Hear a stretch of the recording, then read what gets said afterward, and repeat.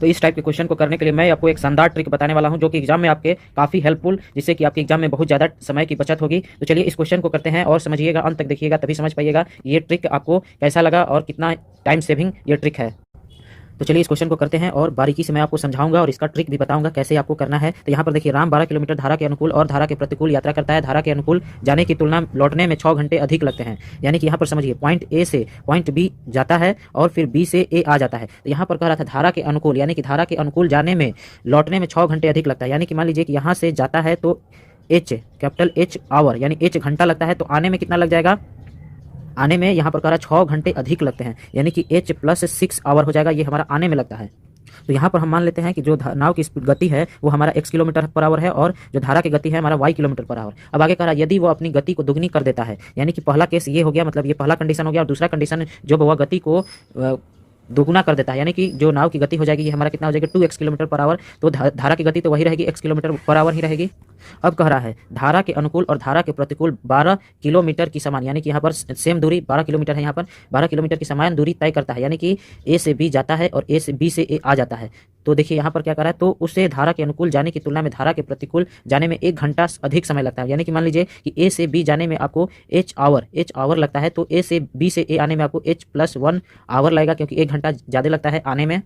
और दोनों केस में जो डिस्टेंस है ये हमारा कितना है? 12 किलोमीटर, और यहाँ भी कितना है? 12 किलोमीटर।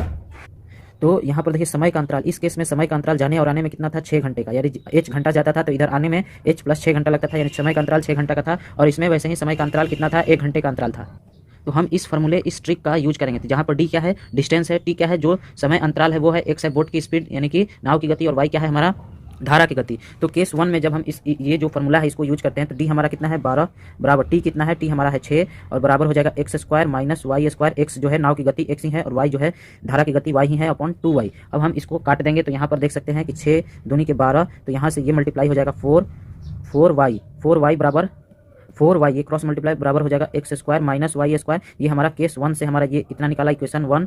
और केस 2 से हमारा कितना निकल जाएगा? तो हमारा जो डिस्टेंस है ये हमारा 12 ही है, समय 1 है, और यहाँ पर जो x है यानी कि नाव की गति दोगुनी हो जाती है, तो 2x का स्क्वायर हो जाएगा, -1 का 1 का कह रहे हैं, y जो है y ही रहेगा, y², क्योंकि धारा की गति दोनों में सेम है, अपॉन 2y। तो यहाँ से ये हो जाएगा हमारा 24y बराबर ये 2x का स्क्वायर कितना हो जाएगा? हमारा 4x² - y²।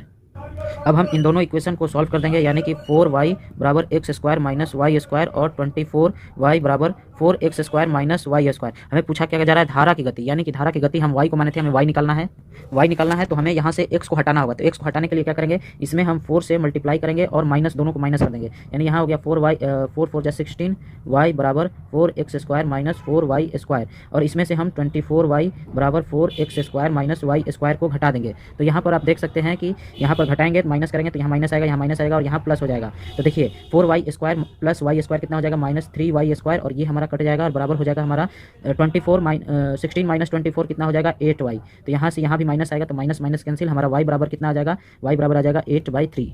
तो ये आपका आंसर आ गया। इतना मुझे आपको समझाने में लगा होगा, लेकिन जब आप एग्जाम में सॉल्व करेंगे तो आपको सारा कुछ पता होगा, टी क्या है, x क्या है, y है, तो डायरेक्ट लिख कर आप सोल्यूशन कर लेंगे।